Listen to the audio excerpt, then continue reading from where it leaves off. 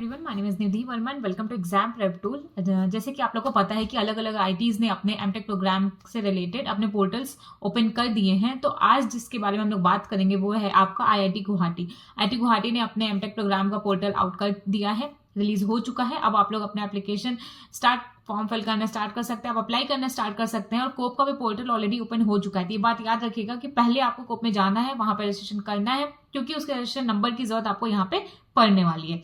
तो सिंपली आपको क्या करना है, आप जब आईआईटी गुवाहाटी की वेबसाइट को ओपन करेंगे, सिंपली आप क्रोम पे जाकर सर्च करिए, किसी भी सर्चिंग ब्राउजर पे सर्च करिए।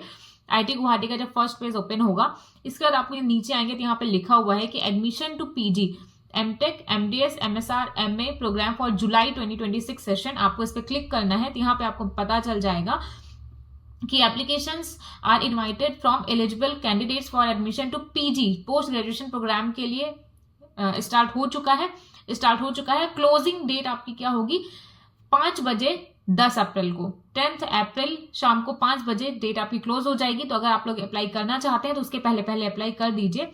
अगर आप इसमें इंपॉर्टेंट चीजें देखेंगे तो आप यहाँ पे देख लीजिए कि आपको एडमिशन नोटिफिकेशन में आपको क्लिक करना है। उसके बाद पीजी एडमिशन सेकंड नंबर पे आपको दिख रहा होगा, येलो कलर से हाईलाइटेड है, पीजी एडमिशन जुलाई 2026, आपको उसमें क्लिक करना है।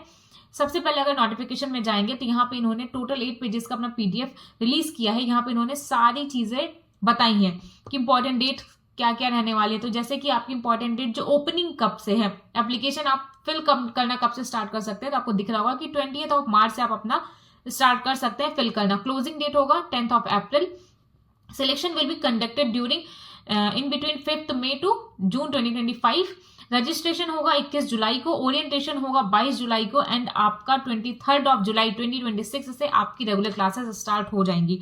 इसके बाद ये बोला गया है कि information on program discipline eligibility, कि एमटेक एमडीएस और एमएस और एमए में क्या डिसिप्लिन है, क्या एलिजिबिलिटी है, ये यहाँ पे दिया है। इन्होंने यूआरएल भी दिया है। अगर आप लोग यूआरएल पे क्लिक करेंगे तो आपको वहां से पता चलेगा कि कौन कौन से डिपार्टमेंट में आपका एडमिशन हो सकता है। जैसे कंप्यूटर साइंस एंड इंजीनियरिंग यहाँ पे दे रखा है, इलेक्ट्रॉनिक्स एंड इलेक्ट्रिकल इंजीनियरिंग दे रखा है, मैकेनिकल इंजीनियरिंग दे रखा है, civil engineering, bio science and engineering, chemical engineering.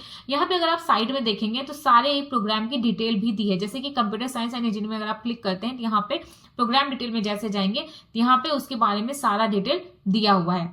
ये थी इतनी सी बात। और इसके बाद अगर एक मिनट रुकिएगा, मैंने आपको बोला था सिंपली जाना है, पीजी एडमिशन में जाना है। सीट मैट्रिक्स अगर आप देखेंगे तो यहाँ पे आप देखिए कि seat matrix for M Tech MDS MSR या एमए प्रोग्राम के लिए यहाँ पे इन्होंने ये भी बोला है कि अगर आप लोग एमटेक करते हैं तो कंप्यूटर साइंस एंड इंजीनियरिंग में अगर आपको दिख रहा है तो टोटल 68 सीट्स हैं, ओपन 28 है, जनरल ईडब्ल्यूएस की 7 सीट्स है, एससी की 10 है, एसटी की 5 है, ओबीसी की 18 है एंड टोटल आपकी 68 सीट्स है।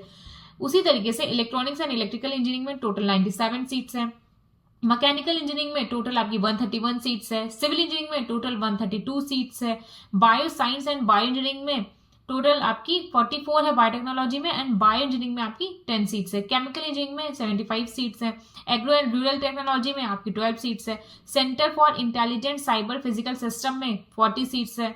इसके बाद Jyoti and Bhupat Mehta school of health science and technology, वहां पे भी आपकी 40 सीट्स है। अगर आप लोग एमडीएस करना चाहते हैं वहां पे 33 सीट्स है, एमएसआर के लिए 18 सीट्स है, एमए अगर आप आर्ट्स से जाते हैं वहां पे आपकी 19 सीट्स है। तो ये चीज इन्होंने यहाँ पे भी बता के रखी है। इसके बाद अगर बात करोगे, एक मिनट, सीट मैट्रिक्स देख लें। एलिजिबिलिटी क्राइटेरिया आपका क्या होने वाला है, तो एलिजिबिलिटी क्राइटेरिया पे अगर आप जाएंगे तो अगर आप लोग एमटेक कर रहे हैं तो उसका यहाँ पे दे रखा है प्रॉपर कि अगर आप लोग एमटेक के लिए जा रहे हैं कंप्यूटर साइंस एंड इंजीनियरिंग में तो आपका जो एडमिसिबल गेट का पेपर है वो कंप्यूटर साइंस में लिखा होना चाहिए। सेम इलेक्ट्रिकल एंड इलेक्ट्रॉनिक्स का दिया है, मैकेनिकल का दिया है, सिविल का दे रखा है। तो ये तो आपको इजीली समझ में आ ही गया होगा। और इसके अलावा जो और इम्पोर्टेंट बातें हैं वो ये रहेगी कि अगर आप लोग देखेंगे कि सिलेक्शन शेड्यूल क्या रहने वाला है, ये तो मैंने बता दिया। रिसर्च एरिया एंड प्रोजेक्ट ये पीजी का चल रहा है। डिसिप्लिन मैंने आपको, एलिजिबिलिटी क्राइटेरिया मैंने आपको बता दिया है। एक बार इसको पूरे अच्छे तरीके से डिटेल में पढ़ लीजिएगा तो कोई भी कंफ्यूजन नहीं रह जाएगा। एक बार डिटेल में अच्छे तरीके से पढ़ लीजिएगा, ठीक है। ये हम लोगों ने ऑलरेडी कवर कर दिया था। और इसके बाद जो आएगा वो आएगा आपका, इसके बाद जो आएगा, ठीक है, सीट मैट्रिक्स देख लिया, नोटिफिकेशन देख लिया। नेक्स्ट है कि स्टूडेंटशिप कैटेगरीज,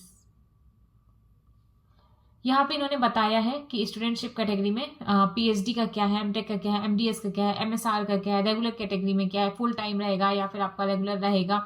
इसके बाद इन्होंने आगे ही पूरा फीस का भी बता रखा है कि आपकी कितनी फीस लगने वाली है। तो सारी जितनी भी इंपॉर्टेंट चीज़ें हैं वो सब कुछ आपको यहाँ से पता चल जाएगा। तो एक बार जब आप फिल करें, एक बार इसको अच्छे तरीके से देख लें, उसके बाद ही आप अपना कोई काम करें। और नेक्स्ट एक और बात है जो कि आपको मैं बताना चाहूँगी, अगर आप लोग अप्लाई करना चाहते हैं तो सिंपली आपको अप्लाई कहाँ से करना है, एक मिनट रुकिएगा, वापस से मेरा एकदम ही बैक हो गया। एप्लीकेशन पोर्टल पे आप जैसे ही क्लिक करेंगे, यहाँ पे आप रजिस्टर पे जाएंगे, आपको इसको फिल करना होगा। फिल करने के बाद आप आगे का प्रोसेस कंटिन्यू कर सकते हैं।